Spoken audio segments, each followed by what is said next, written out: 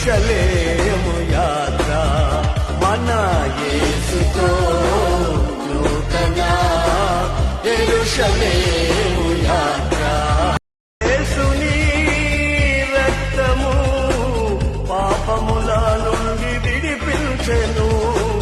యేసుని రక్తము పాపముల నుండి విడిపించెను.